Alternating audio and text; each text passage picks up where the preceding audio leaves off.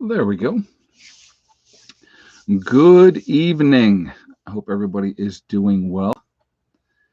So obviously it's Friday. Uh, Man, I'll tell you what, windy, unbelievably windy today. I got a couple stories to tell you on that real quick, but we'll get into that in a moment.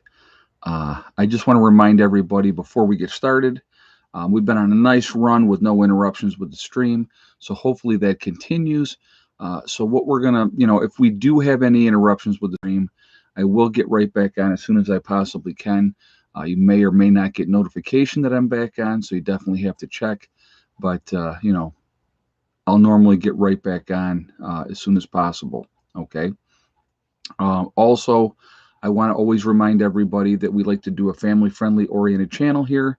So please, in the comments, be decent, no nastiness, no hate, none of that type of stuff.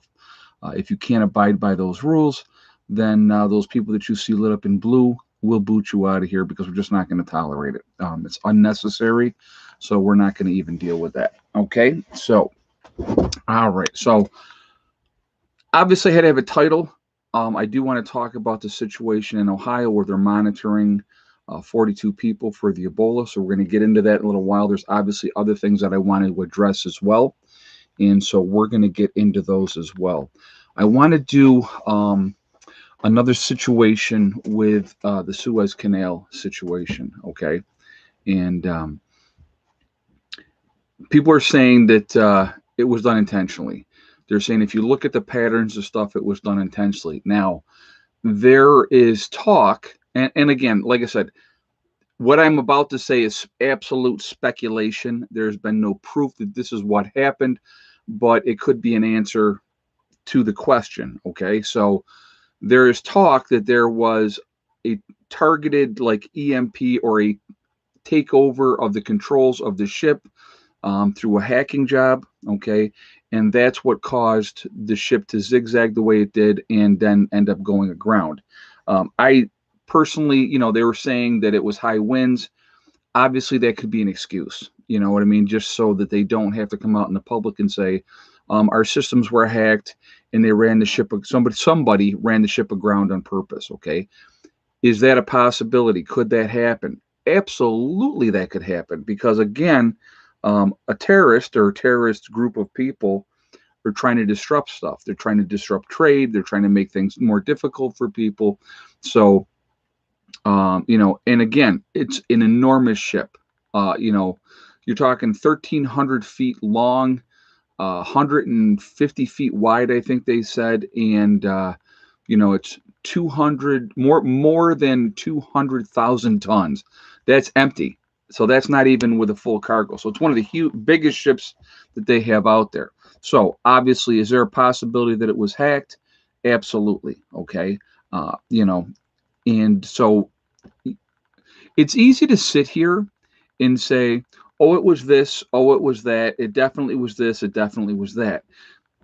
We can speculate all day long, but we'll never, first of all, if it was hacked and there was that type of issue where it was ran to ground on purpose, they're never going to tell us that, ever, because it shows that they're not in control, that somebody else is in control. So obviously they would never, ever, ever. And when I say though they, I mean the powers that be, whoever's in charge of that type of thing. So, hey, Irish Rebel, thank you very much for the donation. I do appreciate that. That's very kind of you. Thank you so much. So I definitely wanted to talk about that really quickly. I definitely want to get into the Ebola thing. There's obviously a ton of other things I want to talk about as well. I will get to the Ebola thing shortly. Realistically, the Ebola thing is not a huge story unless you live in Sierra Leone and what was the other Guyana over there in Africa. All right, they're obviously having more outbreaks of Ebola in those areas, right? So you have, and it's a lot of times it's missionaries that go over there. They're trying to, do what they think is right, which I take my hats off to them. If you feel the need to do that, I know the Mormons are really big into doing missionary work, and a lot of Christian groups are into doing missionary work as well. And if that's what they feel like they need to do, I say more power to them. I mean, I would never say, oh, you shouldn't do that. If you feel compelled to do that, I say absolutely go ahead and do what you got to do. But what happened is now these people have come back, and in Ohio, and it's standard practice to monitor people from that come back from these regions where you have these highly contagious disease like Ebola, because you don't want that outbreaking in the United States with everything else going on, obviously, right? So, that is something that they're really, so these people, nobody's showing signs and symptoms at this point, but they're making sure they're doing their due diligence, which I think is absolutely a good thing. Because again, you really don't want that type of a breakout to start happening here in the United States. Excuse me, because it would be really, really, really bad. So, and Ebola would be no joke if it got let loose here in the United States. That would not be a good thing at all. And we're not prepared for that, and we're a first world country. So obviously with Africa, they're definitely not prepared for it, and they've had issues off and on for years, with that. So, but it's just you know I mean, with doing more research into it and looking into it, it really is not that big of a deal. They said that the risk, now again, the CDC, has stated that the risk is very low, that anybody could have gotten it. But of course, they want to be err on the side of caution. So I don't blame them at all for that. I think it's good that they're monitoring these people because you just don't know. And that type of situation, you just really do not know. So, guys, we're already at almost 700 people in the chat already. We got 205 thumbs up. So if you have not shot a thumbs up yet, I'm going to ask you to do that really, really quickly to show support for the channel. And thank you ahead of time. I do appreciate that. Again, it really does help too with the algorithms. So the more interaction that we have, the better it is for the channel. It pushes us up higher in the rankings. So it's a part of the game with YouTube algorithms and stuff like that. So the more interaction, being it thumbs up, thumbs down, and obviously we prefer thumbs up. And then comments and those type of things, it really makes a big difference. So thank you for that reason as well. And of course, the third reason, I like to see a lot of thumbs up. So being honest. All right. Again, if you're not subscribed to the channel, please subscribe. Make sure you hit that bell icon to get all notifications as well. So a couple things I want to tell you. So we had seriously high winds here today at the homestead. And the other day, and again, we don't do burning. We're not doing burning up here. We have a cook fire. So I want to clarify that so that there's no miscalculation of what I'm saying. So we're having a little cook fire out front, and I was looking across the street, and there was a dead pine tree that was literally leaning this way. And I said, strong winds come, that pine tree's going right across the road. Well, sure enough, it went down today, and it went right across the road. So when I was getting it out of the road, literally the branches were breaking off. It had been dead for that long. And so I had to get everything out of the road so that I could actually get out. So when anything happens like that type of situation on our road, we are responsible to take care of it. So literally, whoever had drove up to it first either would have come and got one of the guys on the street to get it taken care of. To say if it was one of the ladies, because they couldn't have done it. Not saying that there's women out there that couldn't do it. So please don't take that the wrong way. But when you're dealing with a pretty good sized tree, you got to have some strength to be able to deal with that. So, that's what they would have done. But since I saw it, I went out there and I took care of it. We also had a tree behind the shop come down, hit the top of the shop, snap and break. I'm going to take some pictures of that. I'll probably take those tomorrow. And I'll post those on Instagram and Twitter so you guys can see that. So again, if you're not following my Instagram and Twitter, again, it's Prepper Nurse 1 on both Twitter and Instagram. So I just put extra pictures and stuff like that on those. I'm staying away, I'll be honest with you, on both of those platforms from anything political. I basically am just sharing extra pictures of the homestead, things that we're doing, and those type of things. So if you would like to see those, please join me on both of those platforms. Okay. So, but so that was, but it was really, really whipping today. I mean, I don't know how strong the winds were, but it was, like I said, it snapped off a couple of trees and those type of things. So, Randy Romine said, I'm very happy to let men do the heavy work. Doesn't offend my female sensibilities at all. Well, I'm glad to hear that. And it shouldn't, because it's not a any kind of derogatory thing. Men are just stronger than women. That's, biology. It's just, it is what it is. And so, with that, people need to just, our society today, everybody's offended by everything. So it's just absolutely crazy. Now, I did want to mention, uh, let's see, many people have come in and out of those areas affected in Africa. Why announce now? Something's up. Pam Sloan just said that. Yeah, I know. I found that it was kind of strange myself, to be honest with you, but you know, they wanted to announce it to try to diffuse it, because if there is anything to that possibly somebody was infected over there, with the Ebola, they want to try to diffuse it and not scare people. Now, again, we I think a lot of times things are done on purpose, because they want to scare people, and that's just my opinion.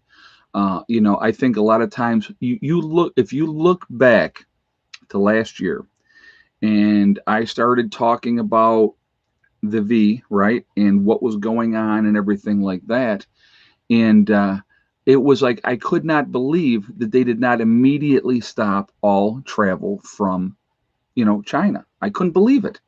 And I said, if you guys go back and watch some of those live streams and stuff like that, I said it's almost as though they want it to come here, that they want to make sure it gets here, it happens, and it affects people. And that but again, would that surprise me? Not at all. Not at all. Big game, constantly, 40 cases being monitored in Ohio and 4 cases being monitored in Oregon. That was Amanda Christensen just said that. Okay. And again, like I said, you got the people coming back from over there that were in those areas that were hot spots. So that's why you're having those type of issues. Smoke and mirrors, exactly. Jay Bellamy just said that. Yep, you're right. Always distraction, guys. Always things to look here. Don't pay attention to this. Don't pay attention to that.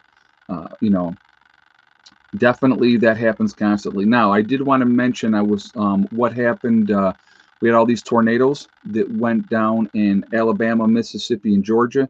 There was one tornado, they said that it was probably on the ground for 100 miles. Now, put that into perspective. That is a tremendous amount of damage being done. I know that the last thing I saw, they said 6 people were killed, which is tragic. And you look at the damage that has been done down in those areas. Again, and I've said it so many times, natural disasters are going to happen. They continue to happen. They never stop happening, no matter what time of the year it is. There's always something each season that will definitely affect people. It may hit you, it may not hit you. You just don't know. But again, this is why we prepare. This is why we get ready. We do our due diligence to be ready for any type of situation. Again, depending on what part of your country that you're in, okay, or the world, obviously, because we got a lot of Canadian followers and European followers and, all over the place. So it depends on where you are around the world. Hey, Timothy. Ed, I'm offended. You're not wearing a muscle T-shirt. How dare you, sir? Oh my God, that's funny. You believe me, guys? I'm gonna tell you what. As soon as the weather warms up, you guys will be seeing a lot of shirtless videos. Thank you very much for the donation, and thank you for the statement as well. Yeah, I mean, when it gets hot, I don't care. Some of the ladies really like it when I don't wear a shirt. Some people don't. I get people, it's funny. It's like a mix. Some people are like, yes, shirtless videos. And other people are like, oh, put a shirt on. Well, you know what, like I said, and I mean, when I'm hot, I sweat. And I'm not wearing a t-shirt when I'm sweating like that. I actually wear or I have a towel generally to like literally just wipe the sweat off of me. That's how much I sweat when I get working and it's hot out. So like the other day, that bandana that I had, I mean, even the bandana wasn't stopping the perspiration, and I still had, sweat running down my glasses and stuff like that. It happens, So some people like it, some people don't. I do it because I'm looking for the comfortability issue for me. Like I had somebody, and I'll never forget. This looked like 2 years ago, and they were like, "Oh my God, you're so fat. You think you look good with no shirt on?" And I'm like, "That's not why I'm doing it. I'm not doing it because I think I look good. I know I'm fat, number one, so that's okay. And I'm doing it because I'm hot. So that's what people are a trip. They are absolutely a trip. So, uh, okay, so here's what I wanted to ask, and I want to ask because we got what do we got? 861 people in the chat right now. I would like an answer from you guys. So we got, a broad spectrum of people watching all over the country, all over the world, right? Have any of you ever been asked to do a survey? Because you know how we have these surveys where they're giving out the numbers of the percentages of things, whatever the case may be. Uh, have any of you ever been called and asked to partake in one of those surveys for, you know, whatever the case may be? Because I can tell you right now, they've never called me.